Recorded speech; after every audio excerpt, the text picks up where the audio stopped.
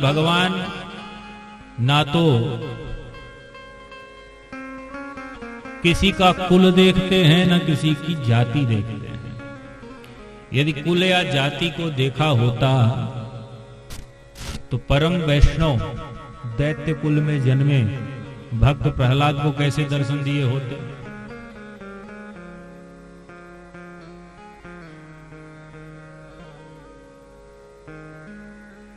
यदि कुल या जाति को देखा ही होता तो विदुर के घर में साग कैसे पाए होते। भगवान तो देखते हैं आपकी वैष्णवता को, कि आपके हृदय पर कितनी सात्विकता है, कितनी वैष्णवता है। भाई हिरण्यकश्यपु भी तो दैत्य वंश से ही था, पर उसे क्यों नहीं मिले? क्योंकि उसके आचरण वैसे नहीं थे। फर्क तो आचरण का है। भगवान कहते हैं मुझे निर्मल हृदय अत्यंत पसंद है, अत्यंत प्रिय है। निर्मलता का मतलब जिसके हृदय पर ईर्ष्या ना हो, द्वेष ना हो, छल ना हो, कपट ना हो, हिंसा ना हो, जीवों से प्रेम हो, ऐसे लोग भगवान को अत्यधिक प्रिय लगते हैं।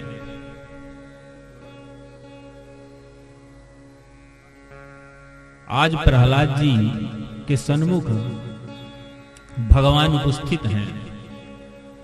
प्रहलाद जी को भगवान ने देखा तो जहां एक और सारे देवता भगवान को मनाने में लगे थे और भगवान का क्रोध शांत नहीं हो रहा था, वहीं अपने भक्त प्रहलाद को देखते ही भगवान का क्रोध शांत हो गया। प्रहलाद को देखकर भगवान अपने दोनों भुजाओं से उठाकर अपने गोद पर विराजित करते हैं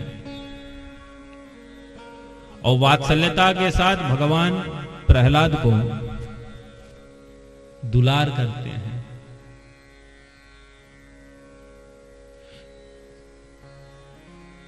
गोद पर प्रहलाद जी बैठे हैं और भगवान अपनी जीवा से, चूंकि सिंह का मुख है, नृसिंह है, अपनी जीवा से भगवान आज प्रहलाद जी के माथे को चाट रहे हैं। सुखदेव जी कहते हैं परीक्षित आज भगवान भक्त वत्सल हैं। वत्सल का मतलब क्या होता है? वत्स कहते हैं बछड़े को, और वत्सला, और बछड़े की मां को क्या कहते हैं? वत्सला, अर्थात गाय को। तो आपने देखा होगा कि गाय का जब बछड़ा पैदा होता है तो गाय को किसी दाई के पास नहीं जाना होता है या किसी हॉस्पिटल में नहीं जाना होता। बछड़ा होता है और बछड़े को गाय अपने जिह्वा से चाट चाट के सारा मल इत्यादि जो कुछ भी गंदगी लगी होती सब साफ कर डालती है। क्यों? गाय अपने बछड़े से इतना अत्यधिक प्रेम करती है कि उस प्रेम में उसे अपने बछड़े की गंदगी दिखाई नहीं देती। ऐसे ही भगवान हैं। भगवान को भक्त वत्सल कहा गया है। मानो भगवान ने अपने आज परम प्रिय भक्त प्रहलाद को जब देखा तो प्रहलाद को देखते ही भगवान के हृदय पर ऐसा वात्सल्य उमड़ा कि उस वात्सल्य से भगवान ने अपनी जिह्वा को निकालकर उनके मस्तक को चाटना प्रारंभ कर दिया। ऐसी भगवान अपने भक्त के अवगुणों को नहीं देखते।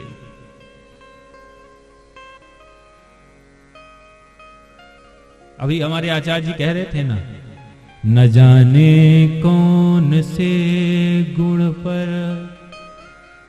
दया निधि रीझ जाते हैं। किस गुण पर भगवान कब रीझ जाए कोई नहीं जानता। हाँ, प्रयत्न करना होता है। आप कितने भी अवगुणी हैं, कितना भी पापाचार आप में भरा हुआ है, भगवान नाम आश्रय लेने से सारा पाप आपका नष्ट हो जाएगा। इसकी तो 100% गारंटी है। कल आप सबने देखा भी ना कि अजामिल ने एक बार मात्र नारायण नाम लिया, वही नारायण का नाम नहीं लिया, अपने बेटे का नाम लिया। पुत्र का ही नाम तो नारायण रखा था, और नाम लेने मात्र से सारे पाप धुल गए। इसीलिए कहा गया है राम ते अधिक राम के नामा। भगवान राम का नाम, भगवान नारायण का नाम अत्यधिक महत्वपूर्ण है।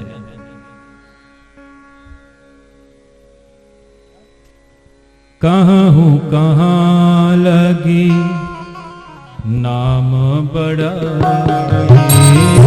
कहूं कहां लगी नाम बड़ा, कहूं कहां लगी नाम बड़ाई, कहूं कहां लगे नाम बड़ाई, राम न सकहि नाम गुण गाए, राम न सकहि राम गुण गाए। और नामस्मरण का प्रभाव यह होता है कि धीरे धीरे जब आप नामस्मरण करेंगे तो आपकी सेवा भक्ति इतनी प्रबल हो जाएगी कि उस सेवा भक्ति के दम पर आप अपने स्वामी को भी अपने वश में कर सकते हैं। पत्नी पति देव की सच्चे भाव से सेवा करे, पति की रुचि को जानकर उसकी सेवा करे, तो एक दिन फल ऐसा होता है कि पति देव भी उसके अनुकूल ही चलने लगते हैं। फिर पत्नी ने कह दिया कि पति देव ऐसा करना है, तो पति देव हाँ ही करेंगे। और वहीं आप सोचोगे झगड़ा करके पति देव से कोई काम करवा लो, तो संभव है क्या? नहीं है। उसके लिए आपको अपनी श्रद्धा, प्रेम, समर्पण को दिखाना होगा। प्रेम में वो सामर्थ्य है कि सब कुछ हो सकता है। परंतु महाराज आधुनिकता के समय में लोगों के हृदय में प्रेम ही नहीं है। प्रेम के नाम में दिखावा है। अच्छा, एक होता है प्रेम, एक होता है राग। राग और प्रेम में क्या अंतर है?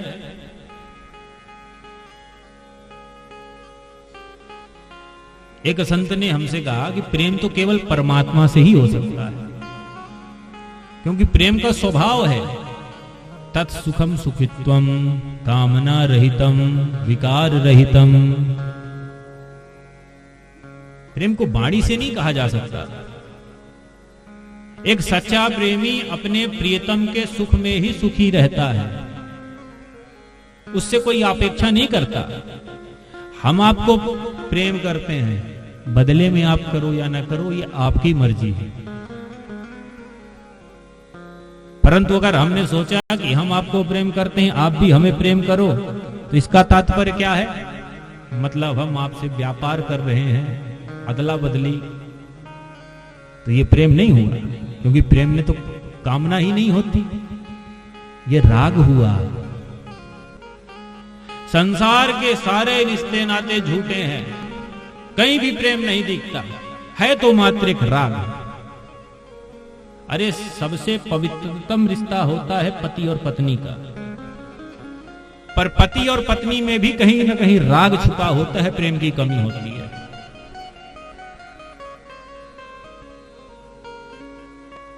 यदि प्रेम हो तो सच्चे सेवा से, समर्पण से पति भी पत्नी के प्रति समर्पित हो, पत्नी भी पति के प्रति समर्पित हो, परंतु अपेक्षाएं ना हो। विषय थोड़ा जटिल है। माता पिता का पुत्र से बड़ा ही पवित्र रिश्ता होता है, परंतु कहीं ना कहीं वहां भी राग है, प्रेम नहीं है। अगर राग ना हो तो माता पिता संतति की सेवा करें, बेटा क्या करे, क्या मतलब? बेटे के सुख में ही सुखी, क्या अपेक्षा की हमारी सेवा करेगा? क्योंकि हम तो अपने बेटे से प्रेम करते हैं, उसके सुख में ही सुखी हैं। और बेटा भी यदि माता पिता से सच्चा प्रेम करे तो वो भी माता पिता के विषय में यही भावना रखे।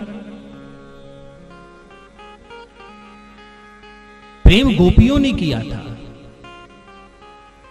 प्रेम प्रहलाद ने किया। प्रहलाद की भक्ति में, प्रेम में, समर्पण में कहीं स्वार्थ नहीं था कि भगवान मेरी रक्षा करे आकर। क्या प्रहलाद ने सोचा था कि भगवान खंबे से प्रकट हो जाएंगे? नहीं सोचा था। ये तो भक्त वत्सल का अनुग्रह है कि प्रहलाद की रक्षा के लिए स्वयं वैकुंठ छोड़कर चले आए। है कोई ऐसा भक्त वत्सल?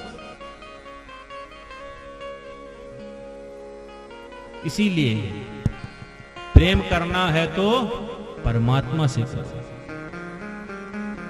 प्रेम किसी के ज्ञान की अपेक्षा नहीं करता। आप कितना पढ़े हो, कितना लिखे हो, यह भी नहीं मांगता। हाँ, भगवत प्रेम करते करते एक दिन ये स्थिति जरूर होती है कि सारे ब्रह्मांड का ज्ञान आपको स्वतः प्राप्त हो जाता है। आगे आप प्रसंगों में श्रवण करेंगे। गोपियां कहीं पढ़ी लिखने नहीं गई, पढ़ने लिखने गई थी क्या? ग्राम वधूटियां जिस समय उद्धव गोपियों के सन्मुख पहुंचे और समझाने लगे, तो उद्धव ने जब भंवरे से बात करते हुए गोपी को सुना कि जिस वेद वेदांतों में, पुस्तकों में पढ़कर आया हूं, उन्हीं वेद वेदांतों की बातों को ये गोपियां कर रही हैं, भगवान के अनंत जन्मों को ये जानती हैं, भगवान की उपस्थिति को कण कण में ये महसूस करती हैं, तो इनसे बड़ा वेदांती कौन होगा? इनसे बड़ा ज्ञानी कौन होगा?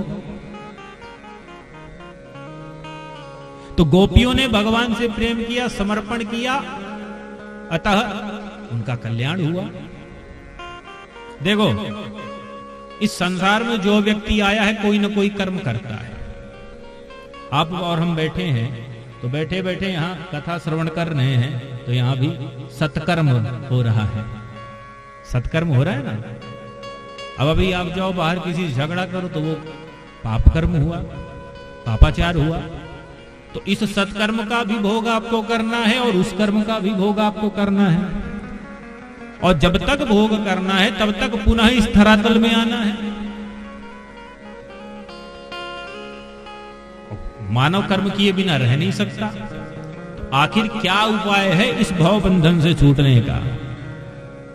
तो संत कहते हैं, या तो इतने ज्ञानी बन जाओ कि ज्ञान की अग्नि में सारे कर्मों को दहन कर दो, सारे कर्म जला दो, या फिर इतना प्रेमी हो जाओ कि विरह की अग्नि में तुम अपने कर्मों को शून्य कर दो। गोपियों ने विरह की अग्नि में सारे कर्मों को शून्य कर दिया। परंतु ज्ञान की अग्नि में आप भटक सकते हो, उसमें भी कभी ना कभी अभिमान हो सकता है, परंतु प्रेम अभिमान रहित होता है। प्रेम तो समर्पण का नाम है। प्रहलाद जी सन्मुख खड़े हैं और भगवान आज प्रेम से अपने वात्सल्य को उमाड़ रहे हैं, और उमड़ते हुए वात्सल्यता से भगवान आज प्रहलाद के मस्तक को चाट रहे हैं और हाथ जोड़कर कहते हैं, बेटा प्रहलाद, बहुत अपराध किया मैंने तुम्हारा। अरे तुम तो कब से मेरी उपासना कर रहे थे, परंतु मैं तुम्हें बचाने के लिए नहीं आया। और इतने कष्टों को झेलने के बाद भी तुमने भक्ति नहीं छोड़ी। तुम्हें बड़े बड़े पर्वतों से गिराया गया। अरे पर्वतों से गिराया ही नहीं गया, जल में डुबाया गया, अग्नि में जलाया गया। पर वाह रे तुम्हारी श्रद्धा, वाह तुम्हारी भक्ति, धन्य है तुम्हारा विश्वास। प्रहलाद जी के विश्वास मात्र ने होलिका को दहन कर दिया, परंतु प्रहलाद का बाल भी बांका न हो सका। भगवान कहते हैं, प्रहलाद बेटा मैं क्षमा प्रार्थी हूं, मुझे माफ कर दो। बोले प्रभु प्यारे अंग कोमल तुम्हारे, दुष्ट असुरों ने मारे मम नाम एक गाने से। गिर से गिराया तुम्हें, जल में डुबाया हाया, कष्ट पहुंचाया दुष्ट अग्नि के जराने में। पर उर से लगाए प्रभु और कहे बार बार, करुणा स्वरूप लगे करुणा दिखाने। मंजुल मुखार बिंदु चूम चूम कहे प्रभु, क्षमा करो पुत्र मुझे देर हुई आने में। अरे बेटा प्रहलाद, मुझे तू क्षमा कर दे, क्योंकि मैं तेरा अपराधी हूं। अगर अपराधी ना होता तो उसी क्षण तेरे पास आता जिस समय तुझे ये यातनाएं दी जा रही थी। प्रहलाद जी ने हाथ जोड़ लिया और कहा, प्रभु आप ये कैसी बात कर रहे हो? हा? भगवान ने कहा, प्रहलाद अच्छा एक बात बताओ, मुझे देखकर इस समय सब डर रहे थे। अरे जो मेरी परम प्रिय पत्नी है लक्ष्मी, उसने भी मुझे देखा तो भाग खड़ी हुई, परंतु तुझे डर नहीं लगता मेरे इस स्वरूप से? प्रहलाद ने कहा, प्रभु आप कितने भी भयानक हो जाएं, अहम ना विभेमी। भगवान ने पूछा क्यों? प्रहलाद जी कहते हैं, प्रभु एक बात बताओ, सिंहों के बीच में सिंह का बच्चा रहता है, तो क्या सिंह का बच्चा सिंह से डरता है? नहीं डरता। सारा जंगल उस सिंह की गर्जना से भाग खड़ा होता है, जंगल के प्राणी भाग खड़े होते हैं, परंतु एकमात्र वही सिंह का बच्चा होता है जो उससे डरता नहीं है, उसके पीठ पे कूदता है, खेलता है। तो आप इस जगत के पिता हैं और हम आपके पुत्र हैं, तो क्या हम आपसे डरेंगे? सत्य ही तो है, हम उसी परमात्मा के ही तो पुत्र हैं, उसी के तो अंश हैं। ईश्वर अंश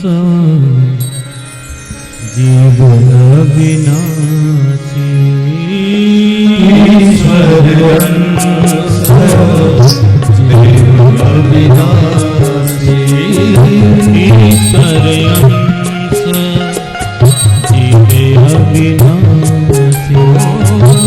ईश्वर अंश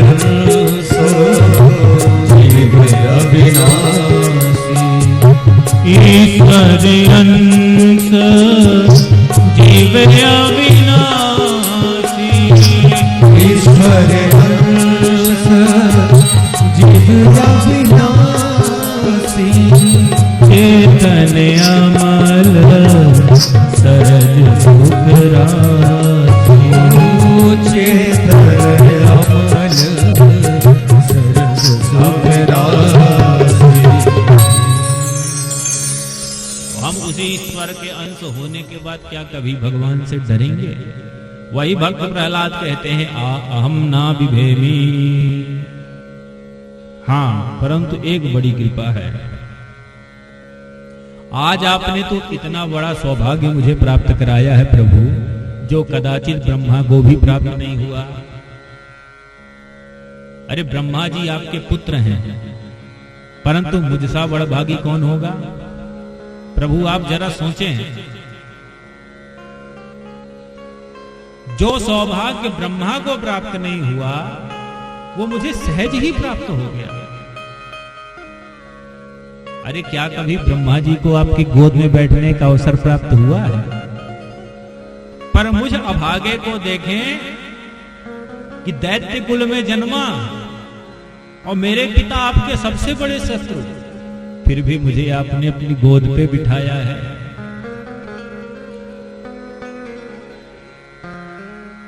क्या यह सौभाग्य आपकी पत्नी लक्ष्मी या शिव को भी प्राप्त हुआ होगा जो मुझे प्राप्त हुआ है।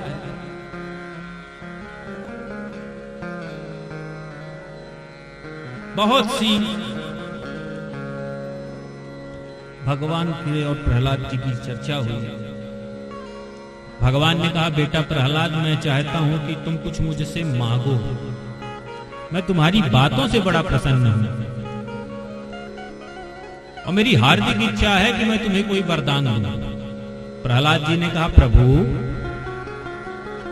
यदि आपको कुछ देना है तो मुझे मात्र एक वरदान दे दे। बोले क्या? बोले देखिए भगवान, मैं वरदान मांगता हूं कि जीवन पर्यंत कभी कुछ मांगू ही ना। जय हो। बोले नृसिंह भगवान की जय हो। भक्त प्रहलाद की जय हो। भगवान ने कहा, बेटा प्रहलाद, ये कैसा वरदान हुआ कि तू कुछ मांगे ही ना? प्रहलाद जी कहते हैं, प्रभु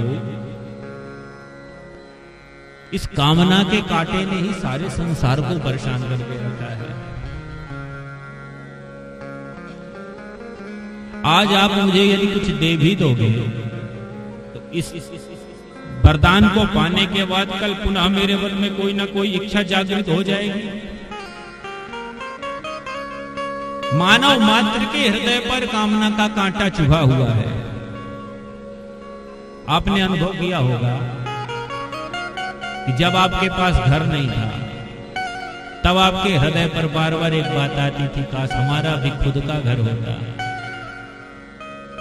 चलो भगवत कृपा से घर हो भी गया तो आज आप प्रसन्न हुए। जितनी ग्लानि, जितनी पीड़ा मन में व्याप्त थी, सारी पीड़ा शांत हो गई। पर जरा विचार करके देखें, क्या वो पीड़ा घर की थी? अरे भाई, यदि घर ना होने से आपको पीड़ा हो रही होती तो घर में तो आप पहले भी रहते थे। उसी ईंट पत्थरों के घर में आप कल भी रहते थे, वही ईंट पत्थरों घर में आज भी हो। तो ये प्रसन्नता कैसी? वास्तविकता तो ये है कि ये जो प्रसन्नता है ये घर की नहीं है, ये उस कांटे की है जो आपके मन में बरसों से चुभा हुआ था। जो कांटा आज निकल गया। चलो घर आपको प्राप्त हो गया तो आज से आपने दूसरा कांटा अपने स्वयं ही चुभा लिया।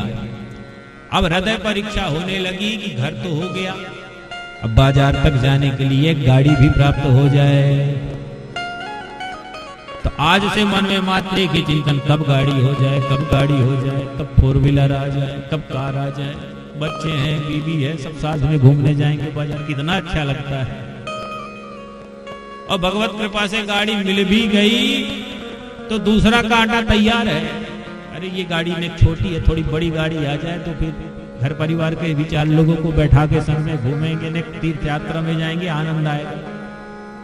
तो कहने का तात्पर्य है, ये कामनाओं का कांटा कभी भी शांत नहीं होता। बोलो जय सिया राम।